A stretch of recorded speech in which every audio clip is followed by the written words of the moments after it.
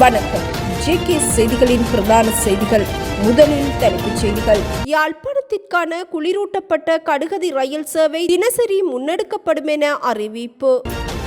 42,000 ரூபாய் பணத்துடன் தவறவிட்ட பணப்பையை பாதுகாப்பாக ஒப்படைத்த பேருந்து சாரதி தொடர்பில் தகவல். பயங்கரவாத தடை சட்டத்திற்கு இடைக்கால தடை விதிக்குமாறு ஐநா அழுத்தம். சிந்துபாத்தி இந்து மயானத்தில் குழந்தை உட்பட 3 மனித எலும்புக்கூட்டு தொகுதிகள் மீட்பு. தனது பதவி கௌசல்யாவிற்கே உரித்தானது என நாடாளுமன்ற உறுப்பினர் அர்ச்சுனா அறிவிப்பு. நிறைமாத கர்ப்பிணிகள் தமது நாட்டிற்குள் வர முடியாது என அமெரிக்கா அறிவிப்பு. பிள்ளையானின் சித்திரவதை முகாம் வெலிக்கந்தையில் கண்டுபிடிக்கப்பட்டுள்ளதாக குற்றப்புலனாய்வு பிரிவினர் அறிவிப்பு. மட்டக்களப்பு காத்தான்குடி பகுதியில் அடிப்படைவாத சிந்தனையாளர்கள் பாடசாலை மாணவர்களுக்கு திருமணம் செய்து வைப்பதாக குற்றச்சாட்டு.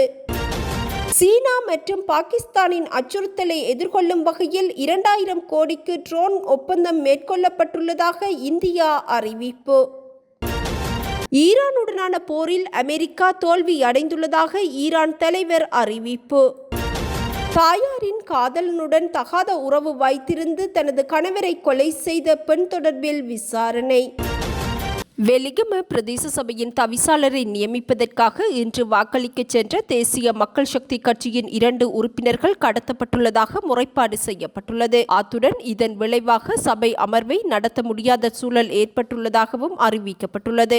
கடத்தப்பட்ட 2 உறுப்பினர்களும் மீண்டும் அழைத்து வரப்பட்டால் மாத்திரமே சபை நடவடிக்கைகளை ஆரம்பிக்க முடியும் எனவும் முன்மொழியப்பட்டுள்ளது. கடந்த உள்ளூராட்சி மன்ற தேர்தலில் தேசிய மக்கள் சக்தியிலிருந்து வெலிகம பிரதேச சபைக்கு 22 உறுப்பினர்கள் தெரிவு செய்யப்பட்டிருந்தமை குறிப்பிடத்தக்கது. கொழும்பு துறைமுக நகரில் உள்ள செயற்கை கடற்கரையைச் சேர்ந்த கடலில் நீந்திக் கொண்டிருந்த பல்கலைக்கழக மாணவர்களில் ஒருவர் காணாமற் போயுள்ளார். இது தொடர்பாக கொழும்பு துறைமுக போலீஸ் நிலையத்தில் முறைப்பாடு செய்யப்பட்டுள்ளது. காணாமல் போனவர் கம்பகாவின் அஸ்கிரிய பகுதியைச் சேர்ந்த 24 வயதுடைய இளைஞர் என போலீசார் தெரிவித்துள்ளனர். கொழும்பு பல்கலைக்கழகம் மற்றும் மொரட்டுவை பல்கலைக்கழக மாணவர்கள் குழு நேற்று காலை ஸ்னோக்கல் அணிந்து கடலில் நீந்தி கடல் தரையை ஆய்வு செய்து கொண்டிருந்த போதே மாணவர் ஒருவர் இவ்வாறு காணாமற் போயுள்ளார். குறித்த மாணவர் அணிந்திருந்த ஸ்னோக்கல் உயிர்காக்கும் அதிகாரிகளால் கண்டெடுக்கப்பட்டுள்ளது. காணாமற் போனவரை தேடுவதற்காக கொழும்பு துறைமுக போலீஸ் நிலையம், கடற்படை பிரிவின் மூழ்காளர்கள் மற்றும் ரங்கல் கடற்படை மூழ்காளர்கள் இணைந்து தேடுதல் நடவடிக்கையில் ஈடுபட்டுள்ளனர்.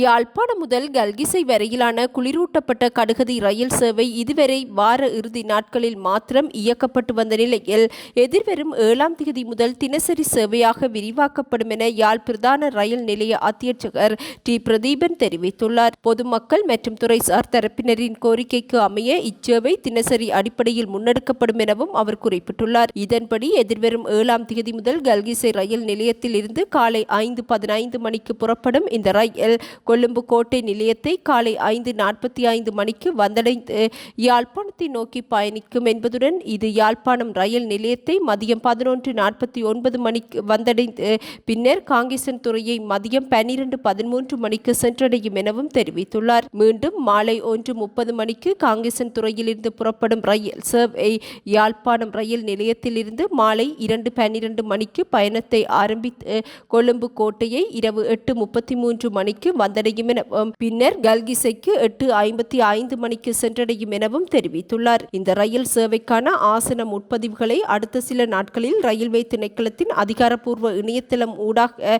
மேற்கொள்ள முடியும் எனவும் ரயில்வே பிரதான அத்தியட்சகர் தெரிவித்துள்ளார். அத்துடன் இதுவரை காலை 5:45 மணிக்கு கொழும்பிலிருந்து யாழ்ப்பாணத்தை நோக்கி புறப்பட்டு வந்த யாழ்தேவி ரயில் எதிர்வரும் 7ஆம் தேதி முதல் காலை 6:35 மணிக்கு புறப்படும் எனவும் அவர் குறிப்பிட்டுள்ளார்.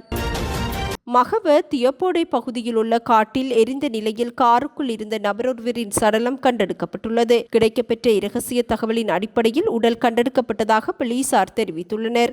குருநாகல் மில்லேவ பகுதியைச் சேர்ந்த 49 வயதுடைய உணவக தொழிலதிபர் ஒருவரே இவ்வாறு உயிரிழந்துள்ளமை முதற்கட்ட விசாரணைகளில் கண்டறியப்பட்டுள்ளது. கடந்த 25ஆம் தேதி தலைமுடியை திருத்துவதற்காக வீட்டை விட்டு சென்ற அவர் வீடு திரும்பாததை அடுத்து அவரது மனைவி தொரடியாவ போலீஸ் நிலையத்தில் முறைப்பாடு ஏற்பாடு செய்திருந்தார். போலீசார் விசாரணைக்காக அவரது மனைவியை அழைத்து விசாரித்த போது கண்டுபிடிக்கப்பட்ட உடல் அவரது கணவருடையது என அடையாளம் காணப்பட்டது. எவ்வாறாயினும் இந்த மரணம் கொலையா அல்லது தற்கொலையா என்பது இதுவரை உறுதிப்படுத்தப்படாத நிலையில் மகவ தலைமையக போலீசார் மேலதிக விசாரணைகளை முன்னெடுத்துள்ளனர். 42,100 ரூபாய் பணத்துடன் தவறவிடப்பட்ட பணப்பையை பாதுகாப்பாக வைத்திருந்து 2 மாதங்களின் பின்னர் பாதுகாப்பாக பணத்தொகையுடன் பயணியிடம் ஹட்டன் கொழும்பு தனியார் பேருந்து சாரதி கையளித்துள்ளார். சுமார் 2 மாதங்களுக்கு முன்னர் தனது பேருந்தில் கொழும்பிலிருந்து ஹட்டன் நோக்கி பயணித்த பயணியொருவர் பொதியொன்றை தவறவிட்டுள்ளார். தேடி வருவார் என பாதுகாப்பாக பொதியை வைத்திருந்த பேருந்தின் சாரதி பொதியை பிரித்து பார்த்தபோது அதில் ஒரு தொகை பணமும் மருத்துவ சிகிச்சைக்கான அட்டை உள்ளிட்ட ஆவணங்கள் இருப்பதை கண்டு உடனடியாக ஹட்டன் பேருந்து தரிப்பிட நிலைய அதிகாரிகளிடம் உரியவரை தேடி ஒப்படைக்குமாறு பொதியை கையளித்திருந்தார். இதன் பின்னர் அதிகாரிகள் பொதியின் உரிமையாளரை தேடி வரவழைத்து ஹட்டன் போலீஸ் நிலையத்தில் போலீசாரின் முன்னிலையில் 42,100 ரூபாய் பணத்தையும் ஆவணங்களையும் கையளித்துள்ளனர். ஹட்டன் கொழும்பு வீதியில் சேவையில் ஈடுபடும் சொகுசு பேருந்தின் உரிமையாளரும் சாரதியுமான ஜாயம்பதி மற்றும் நடத்துனர் ஆகியோரை சமூக வலைத்தளவாசிகள் பலரும் பாராட்டி வருகின்றமையும் குறிப்பிடத்தக்கது. பயங்கரவாத தடை சட்டத்தை அமுல்படுத்துவதற்கு இடைக்கால தடை விதிப்பதுடன் நிகழ்நிலை பாதுகாப்பு சட்டத்தை ரத்து செய்ய வேண்டும் என ஐக்கிய நாடுகள் சபையின் மனித உரிமைகள் பேரவையின் உயர் ஸ்தானிகர் வால்கர் டக் வலியுறுத்தியுள்ளார். தனது விஜயத்தை நிறைவு செய்வதற்கு முன்னதாக கொழும்பில் நேற்று மாலை இடம்பெற்ற ஊடக சந்திப்பின் போதே அவர் இதனை தெரிவித்தார். நீண்ட காலமாக பயங்கரவாத தடை சட்டத்தின் கீழ் தடுத்து வைக்கப்பட்டுள்ளவர்கள் மற்றும் கைதிகள் குறித்து விரைவாக மதிப்பாய்வு செய்து அவர்களை விடுவிக்க வேண்டும் எனவும் அவர் குறிப்பிட்டுள்ளார். அத்துடன் தன்பாலின உறவுகளை குற்றம் அற்றதாக்கும் சட்டம் மூலம் நாடாளுமன்றில் உள்ளதென்பதும் அறிய கிடைத்துள்ளது. அது விரைவில் நிறைவேற்றப்படும் என நம்புவதாகவும் ஐநா மனித உரிமைகள் உயர் ஸ்தானிகர் வால்கர் டக் தெரிவித்துள்ளார். நாட்டில் போலீஸ் சீரமைப்புகள் மேற்கொள்ளப்பட வேண்டும் என வலியுறுத்தியுள்ள அவர் மனித உரிமைகள் கவலைகளை நிவர்த்தி செய்வதற்கு இலங்கை அரசாங்கத்துடன் தொடர்ச்சியான ஈடுபாட்டை மேற்கொள்வதற்கு எதிர்பார்த்துள்ளதாகவும் தெரிவித்துள்ளார். இதேவேளை நேற்று யாழ்ப்பாணத்திற்கு விஜயம் மேற்கொண்டிருந்த ஐக்கிய நாடுகள் மனித உரிமைகள் உயர் ஸ்தானிகர் வால்கர் டக் சிந்துபாத்தி மனித புதைகுழியை நேரில் சென்று பார்வையிட்டிருந்தமையும் குறிப்பிடத்தக்கது.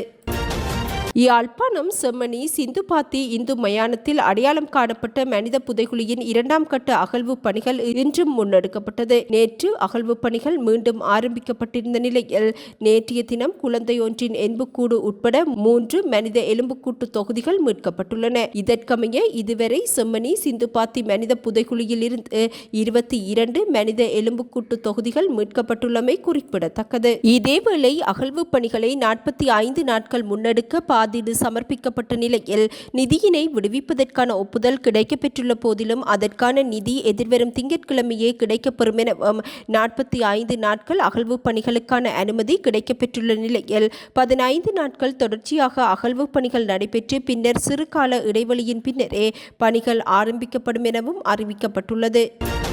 யாழ் மாவட்ட நாடாளுமன்ற உறுப்பினர் ராமநாதன் அர்ச்சுனா தொடர்ந்தும் பொது அதிகாரியாக பதவி வகிப்பதாக நீதிமன்றில் அரசு தரப்பு அறிவித்துள்ளது. இது அதிகாரங்களை பிரிக்கும் கொள்கைக்கு கடுமையான அச்சுறுத்தலை ஏற்படுத்துவதாகவும் சட்டமா அதிபர் மேன்முறையீட்டு நீதிமன்றத்தில் தெரிவித்துள்ளார். அர்ச்சுனா நாடாளுமன்ற உறுப்பினராக பணியாற்றும் தகுதியை எதிர்த்து தாக்கல் செய்யப்பட்ட நீதி பேராணை மனுவின் விசாரணையின் போதே மேலதிக மன்றாடியர் நாயகம் சுமதி தர்மவர்த்தன இத்தகவலை வெளிப்படுத்தியுள்ளார். இதற்கிடையே மனுதாரர் சார்பாக முன்னிலையான சட்டத்தரணி நாடாளுமன்ற உறுப்பினர் அர்ச்சுனா நாடாளுமன்ற உறுப்பினராக தேர்ந்தெடுக்கப்படுவதற்கும் நாடாளுமன்றத்தில் அமர்ந்து வாக்களிப்பதற்கும் தகுதியற்றவர் என தெரிவித்துள்ளார். எனவே இந்த விவகாரத்தில் இறுதி தீர்ப்பு வரும் வரை குறிப்பிட்ட நாடாளுமன்ற உறுப்பினர் தனது பணியில் செயற்படுவதை தடுக்கும் வகையில் முறையான அறிவிப்புகளை வழங்குமாறும் வலியுறுத்தியிருந்தார். இந்நிலையில் குறித்த விசாரணையின் அமர்வு எதிர்வரும் ஜூலை மாதம் 2ஆம் தேதிக்கு ஒத்திவைக்கப்பட்டது. இந்த மனுவை சமூக ஆர்வலர் ஓஷல ஹேரத் தாக்கல் செய்திருந்தார் என்பதும் குறிப்பிடத்தக்கது. இதேவேளை நாடாளுமன்ற உறுப்பினர் அர்ச்சுனா ராமநாதனின் பதவி பறிக்கப்பட்டால் அந்த பதவிக்கு அடுத்ததாக சட்டத்தரணி கௌசல்யா நரேந்திரன் தெரிவு செய்யப்படுவார் என நாடாளுமன்ற உறுப்பினர் ராமநாதன் அர்ச்சுனா தெரிவித்துள்ளார். தான் நாடாளுமன்ற உறுப்பினராக இருந்தாலும் கௌசல்யா நாடாளுமன்ற உறுப்பினராக இருந்தாலும் இரண்டுமே ஒன்றுதான் எனவும் நாடாளுமன்ற உறுப்பினர் அர்ச்சுனா குறிப்பிட்டுள்ளார். கொழும்பில் உள்ள அமெரிக்க தூதரகம் இலங்கையர்கள் மற்றும் பிற வெளிநாட்டு பயணிகளுக்கு எச்சரிக்கை ஒன்றை விடுத்துள்ளது. தமது குழந்தைக்கு அமெரிக்க குடியுரிமையை பெறுவதற்காக குழந்தை பிரசவிக்கும் நோக்கத்துடன் சுற்றுலா விசாக்களில் அமெரிக்காவிற்கு பயணம் செய்பவர்களுக்கு எதிர்காலத்தில் விசாக்கள் மறுக்கப்படும் என குறித்த அறிக்கையில் தெரிவிக்கப்பட்டுள்ளது. இந்நோக்கத்திற்காக அமெரிக்கா செல்லும் பயணிகள் பெரும்பாலும் அமெரிக்க அரசாங்கத்தினால் நிதி அளிக்கப்படும் மருத்துவ உதவியை நம்பியிருப்பதாகவும் இது அமெரிக்க வரி செலுத்துவோர் மீது நிதிச்சுமையை சுமத்துவதாகவும் தூதரகம் அறிவித்துள்ளது. எனவே விண்ணப்பதாரர் ஒருவரின் முதன்மை நோக்கம் குடியுரிமை சலுகைக்காக பிரசவம் என்று நம்பினால் சுற்றுலா விசாக்களை நிராகரிக்குமாறு தூதரக அதிகாரிகளுக்கு அறிவுறுத்தப்பட்டுள்ளதாகவும் கொழும்பில் உள்ள அமெரிக்க தூதரகம் அறிவித்துள்ளது. முன்னாள் ராஜாங்க அமைச்சர் சிவனேசத்துறை பிள்ளையானின் சித்திரவதை முகாம் இருந்ததாக கூறப்படும் வெலிகந்தை பகுதியில் புலனாய்வு திணைக்களம் விசாரணைகளை முன்னெடுத்துள்ளனர். குறித்த சித்திரவதை முகாமை கண்டுபிடித்துள்ளதாகவும் அறிவித்துள்ளனர். கிழக்கு பல்கலைக்கழகத்தின் முன்னாள் துணைவேந்தர் பேராசிரியர் சிவசுப்பிரமணியம் ரவீந்திரநாத் கடத்தப்பட்டு சிறைப்பிடிக்கப்பட்டு சித்திரவதை செய்யப்பட்டு கொலை செய்யப்பட்ட இடம் இதுவெனவும் அறிவிக்கப்பட்டுள்ளது. விடுதலை புலிகள் அமைப்பில் இருந்து கருணா பிள்ளையான் பிரிந்த பின்னர் இந்த முகாம் பிள்ளையானின் குழுவினரால் செயற்பட்டு வந்துள்ளமையும் கண்டறியப்பட்டுள்ளது. பேராசிரியர் 2006ஆம் ஆண்டு டிசம்பர் மாதம் 15ஆம் தேதியன்று கொழும்பில் நடைபெற்ற மாநாட்டில் கலந்து கொண்டு வீடு திரும்பும் போது கடத்தப்பட்டு வெலிகந்தை முகாமிற்கு அழைத்துச் செல்லப்பட்டுள்ளார். பின்னர் சிறை பிடிக்கப்பட்டு சித்திரவதை செய்யப்பட்டு கொலை செய்யப்பட்டுள்ளமை விசாரணைகளில் கண்டறியப்பட்டுள்ளதாக சிரேஷ்ட போலீஸ் அதிகாரியொருவர் தெரிவித்துள்ளார். இந்த முகாமில் ஏராளமானோர் சித்திரவதை செய்யப்பட்டு கொல்லப்பட்டதாகவும் சித்திரவதை செய்யப்பட்ட பல நபர்களையும் குற்றப்புலனாய்வு திணைக்கள அதிகாரிகள் சந்தித்துள்ளதாகவும் மூத்த அதிகாரி தெரிவித்துள்ளார். இந்நபர்களிடம் இருந்து வாக்குமூலங்கள் பதிவு செய்யப்பட்டுள்ளதுடன் குறித்த முகாம் 2005ஆம் ஆண்டு முதல் செயற்பட்டுள்ளமையும் கண்டறியப்பட்டுள்ளது. இதேவேளை சுற்றியுள்ள கிராமங்களில் வசிக்கும் மக்களிடமும் குற்றப்புலனாய்வு பிரிவு அதிகாரிகள் விசாரணைகளை முன்னெடுத்துள்ளனர். முகாம் இருந்த காலத்தில் சித்திரவதைக்கு உள்ளானவர்கள் வலியால் அலறும் சத்தங்கள் தமக்கு கேட்டதாக குடியிருப்பாளர்கள் தெரிவித்துள்ளனர். எவ்வாறாயினும் குறித்த பகுதியைச் சுற்றியுள்ள நிலத்தினை விவசாயிகள் தற்போது நெற்பயிற்சிகைக்கு பயன்படுத்தி வருகின்றமையும் குறிப்பிடத்தக்கது. மட்டக்களப்பு காத்தான்குடியில் 15 வயது மாணவி ஒருவர் சக மாணவனுடன் உரையாடியதை தவறாக சித்தரித்த அடிப்படைவாத சிந்தனை உடைய நபர்கள் தொடர்பிலான செயற்பாடுகள் தற்போது சமூக வலைத்தளங்களில் வைரலாகியுள்ளன. சரியா சட்டப்படி பள்ளிவாசலில் திருமணம் செய்ய முயற்சித்ததாகவும் போலீசில் முறைப்பாடு முன்வைக்கப்பட்டுள்ளது. குறித்த முறைப்பாடு தொடர்பில் உரிய தரப்புகள் எவ்வித நடவடிக்கையும் முன்னெடுக்கவில்லை என பாதிக்கப்பட்ட மாணவியின் பெற்றோர் குற்றம் சுமத்தியுள்ளனர். எதிர்த்தரப்பின் பணபலம் காரணமாக தமக்கான நீதி மறுக்கப்பட்டுள்ளதாகவும் அவர்கள் குறிப்பிட்டுள்ளனர். இச்சம்பவம் சமூகத்தில் பாலின பாகுபாடு மற்றும் சட்ட நடைமுறையாக்க குறைபாடுகளை வெளிப்படுத்தியுள்ளதாகவும் இது தொடர்பில் ஜனாதிபதி செயலகத்திற்கு மனு ஒன்று அனுப்பப்பட்டுள்ளதாகவும் அக்குடும்பத்தார் தெரிவித்துள்ளனர். சீனா மற்றும் பாகிஸ்தானின் அதிகரித்து வரும் அச்சுறுத்தல்களுக்கு மத்தியில் ட்ரோன் திறன்களை அதிகரிக்க இந்தியா தீர்மானித்துள்ளது. சமீபத்தில் பாகிஸ்தானின் ட்ரோன் தாக்குதல்களுக்கு பதிலடியாக இந்தியா மேற்கொண்ட ஆபரேஷன் சிந்தூர் தாக்குதலுக்கு பின்னர் நாட்டின் பாதுகாப்பை வலுப்படுத்தும் நோக்கில் 2000 கோடி ரூபாய் மதிப்பிலான ட்ரோன் அவசர கையெழுத்துக்கள் மேற்கொள்ளப்பட்டுள்ளதாக அந்நாட்டு பாதுகாப்பு அமைச்சகம் அறிவித்துள்ளது. இத்திட்டத்தின் கீழ் இந்திய இராணுவத்திற்கு தானாக இயக்கப்படும் விமானங்கள், ட்ரோன் கண்டறிதல் மற்றும் தடைப்புத்தி அமைப்புகள் ஆகியவை வழங்கப்பட்டுள்ளது. இது எதிரிகளின் ட்ரோன் மோதல்களை முன்கூட்டியே கண்டறிந்து சீர்குலைக்கும் திறனை அதிகரிக்கும் எனவும் அறிவிக்கப்பட்டுள்ளது. பாகிஸ்தான் 50,000க்கும் மேற்பட்ட ட்ரோன்களை சீனா மற்றும் துருக்கியிடம் இருந்து பெற்றுள்ளதாக தகவல்கள் வெளியாகியுள்ளன. சீனா தனியாகவே 1 மில்லியன் ட்ரோன்களை கொண்ட மிகப்பெரிய ட்ரோன் படையை உருவாக்கி வருவதாகவும் சர்வதேச ஊடகங்கள் ஏற்கனவே தகவல் வெளியிட்டுள்ளன. இந்நிலையில் இந்தியாவும் உயர் தொழில்நுட்ப RPAV அமைப்புகளை ஆய்வு செய்து வருகின்றது. இந்த முயற்சிகள் இந்திய எல்லைப்புறங்களில் கண்காணிப்பு மற்றும் தாக்குதல் திறனை வலுப்படுத்தும். இந்தியாவில் உள்ள தனியார் பாதுகாப்பு நிறுவனங்கள் உள்நாட்டு உற்பத்தியை ஊக்குவிக்கும் வகையில் ட்ரோன் தொழில்நுட்பங்களை உருவாக்குகின்றன. இது நாட்டின் ஆதார விசுவாசத்தை குறைக்கும் மற்றும் பாதுகாப்பை வலுப்படுத்தும் முக்கிய முன்னேற்றம் எனவும் ஆய்வாளர்கள் தெரிவித்துள்ளனர். இஸ்ரேலை காப்பாற்றும் முயற்சியாக ஈரானுடனான போரில் ஈடுபட்ட அமெரிக்கா எதையும் சாதிக்கவில்லை என ஈரானின் உச்ச தலைவர் அயதுல்லா அலி கமேனி தெரிவித்துள்ளார். இஸ்ரேல் ஈரான் போர் நிறுத்தம் அறிவிக்கப்பட்ட பின்னர் முதன்முறையாக இப்போர் தொடர்பாக ஈரானின் தலைவர் அயதுல்லா அலி கமேனி தனது கருத்துக்களை அவருடைய எக்ஸ் பக்கத்தில் வெளியிட்டுள்ளார். குறித்த பதிவில் போலியான சியோனிச ஆட்சியை வென்றதற்கு இஸ்ரேலுக்கு எனது வாழ்த்துதல்களை தெரிவித்துக் கொள்கின்றேன். பல்வேறு குழப்பங்களுக்கு மத்தியில் சியோனிச ஆட்சி இஸ்லாமிய குடியரசின் தாக்குதல்களால் ஏறத்தாழ வீழ்த்தப்பட்டு நசுக்கப்பட்டுள்ளது. அமெரிக்காவை ஈரான் வென்றதற்கு எனது வாழ்த்துக்கள். அமெரிக்கா சியோனிச ஆட்சி முற்றிலுமாக அழிக்கப்படும் என அந்நாடு உணர்ந்திருந்தது. அந்த ஆட்சியை காப்பாற்றும் முயற்சியில் அமெரிக்கா போரில் நுழைந்தது. எனினும் எதையும் அமெரிக்கா சாதிக்கவில்லை. அமெரிக்காவின் முகத்தில் இஸ்லாமிய குடியரசு ஒரு பெரிய அடியை கொடுத்துள்ளது. பிராந்தியத்தில் உள்ள முக்கிய அமெரிக்க தளங்களில் ஒன்றான அல் உதைத் விமான தளத்தை தாக்கி ஈரான் சேதப்படுத்தியுள்ளது. பிராந்தியத்தில் உள்ள முக்கிய அமெரிக்க மையங்களை ஈரானால் அணுக முடியும் என்பது அவசியம் என கருதும் போதெல்லாம் நடவடிக்கை எடுக்க முடியும் என்பது ஒரு குறிப்பிடத்தக்க விடயம். இதுபோன்ற நடவடிக்கை எதிர்காலத்தில் மீண்டும் நிகழ்வதற்கான வாய்ப்புகள் உள்ளன. ஏதேனும் தாக்குதல் நடைபெற்றால் எதிரி நிச்சயமாக அதிக விலை கொடுக்க நேரிடும் என ஈரானின் அதி உச்ச தலைவர் அயதுல்லா அலி கமேனி தெரிவித்துள்ளார். திருமணமான ஒரு மாதத்தில் தனது கணவரை கூலிப்படையை வைத்து கொலை செய்த மனைவி தொடர்பிலான விசாரணைகள் முன்னெடுக்கப்பட்டுள்ளன. தெலுங்கானா மாநிலம் யோகுலாம்பா கட்வால் மாவட்டத்தைச் சேர்ந்த தேஜேஸ்வர் என்ற 32 வயதுடைய நபர் ஒருவரே சம்பவத்தில் கொலை செய்யப்பட்டுள்ளார். குறித்த நபருக்கும் ஐஸ்வர்யா என்ற பெண்ணுக்கும் கடந்த மே மாதம் 18ஆம் தேதி திருமணத்திற்கான நாள் குறிக்கப்பட்டது. இந்நிலையில் திருமணத்திற்கு 5 நாட்கள் இருந்த நிலையில் கடந்த மே மாதம் 13ஆம் தேதி ஐஸ்வர்யா திடீரென காணாமற் போயிருந்தார். அவர் தனது காதலனுடன் சென்று விட்டதாக தகவல்கள் வெளியாகியிருந்தன.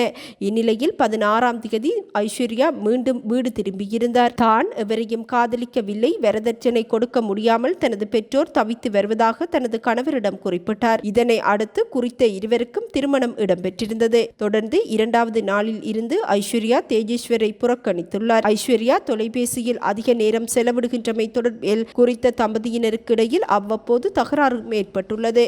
இந்நிலையில் கடந்த 17ஆம் தேதியில் இருந்து தேஜேஸ்வரை காணவில்லை என அவரது பெற்றோர் மற்றும் சகோதரர்கள் போலீசில் முறைப்பாடு செய்திருந்தனர். போலீசார் மேற்கொண்ட விசாரணைகளில் தேஜேஸ்வர் சடலமாக மீட்கப்பட்டிருந்தார். தொடர்ந்தும் வழக்கு பதிவு செய்யப்பட்டு அவரது மனைவி ஐஸ்வர்யா மற்றும் தாயார் சுஜாதா ஆகியோர் மீது போலீசார் விசாரணைகளை முன்னெடுத்தனர்.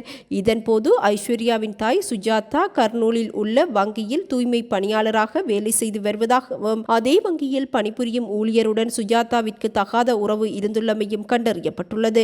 தொடர்ந்தும் தாயாருடனான உறவினை அந்நபர் அவரது மகள் ஐஸ்வர்யாவுடனும் பேணி வந்துள்ளார். திருமணத்திற்கு பின்னரும் ஐஸ்வர்யாவிற்கும் குறித்த வங்கி ஊழியருக்கும் இடையிலான தொடர்பு நீடித்துள்ளது. இந்நிலையில் கடந்த 17ஆம் தேதி தேஜேஸ்வரிடம் சென்று தாம் 10 ஏக்கர் நிலம் ஒன்றை வாங்க உள்ளதாகவும் அந்த நிலத்தை அளவீடு செய்து வர வேண்டும் எனவும் கூறி ஐஸ்வர்யா தனது கணவரை காரில் அழைத்துச் சென்றுள்ளார். பின்னர் ஆட்கள் நடமாட்டம் இல்லாத பகுதியில் காரை நிறுத்தி தேஜேஸ்வரை சரமாரியாக தாக்கியுள்ளனர். மறைத்து வைத்திருந்த கத்தியினால் தேஜேஸ்வரின் கழுத்தை அறுத்து கொலை செய்துள்ளனர். பின்னர் அவரது சடலத்தை பன்யம் அருகே உள்ள சுகலி மெட்டுவில் வீசிவிட்டு சென்றது போலீஸ் விசாரணைகளில் கண்டறியப்பட்டுள்ளது. திருமணமான ஒரு மாதத்தில் மாத்திரம் ஐஸ்வர்யா வங்கி ஊழியருடன் 2000 முறை தொலைபேசியில் உரையாடியுள்ளமையும் விசாரணைகளில் கண்டறியப்பட்டுள்ளது. போலீசார் ஐஸ்வர்யாவை கைது செய்துள்ளதுடன் கொலைக்கு உடந்தையாக இருந்த அவரது தாயாரையும் கைது செய்துள்ளனர். தலைமறைவான வங்கி ஊழியர் மற்றும் கூலிப்படையினரை தேடி வருவதாகவும் அறிவித்துள்ளனர். இத்துடன் இன்றைய எமது பிரதான செய்திகள் நிறைவடைகின்றன. நமது அடுத்த பிரதான செய்திகளை நாளை எதிர்பாருங்கள்.